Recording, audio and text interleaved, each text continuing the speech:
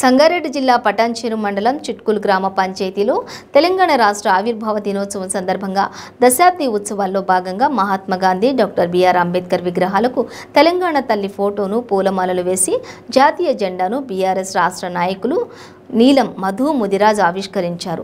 తెలంగాణ రాష్ట్రం ఏర్పడ్డాక ఓ పక్క అభివృద్ధి, మరో పక్క సంక్షేమ పథకాలతో ముఖ్యమంత్రి కేసీఆర్ దేశంలోని తొలి రాష్ట్రంగా నిలిపారని బీఆర్ఎస్ రాష్ట్ర నాయకులు నీలం మధు ముదిరాజ్ తెలిపారు. బీఆర్ఎస్ నేడు దేశానికి చుక్కానిలా మారబోతోందని ఆయన తెలిపారు.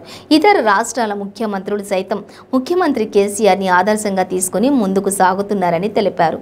రాష్ట్రాన్ని అభివృద్ధి పరిచేలా పరిశ్రమల శాఖ మంత్రి కేటీఆర్ వేల కోట్ల పెట్టుబడులు రాష్ట్రానికి వచ్చేలా కృషి చేస్తున్నారన్నారు. రాష్ట్ర ప్రజలకు వైద్య, ఆరోగ్యం, ఆర్థిక రంగాల్లో పూర్తి స్థాయిలో సేవలు అందించేలా మంత్రి హరీష్ రావు కృషి చేస్తున్నారన్నారు. తెలంగాణ రాష్ట్రం వచ్చాక ప్రజలు ఎంతో సుఖ సంతోషాలతో ఉన్నారని ఆయన తెలిపారు.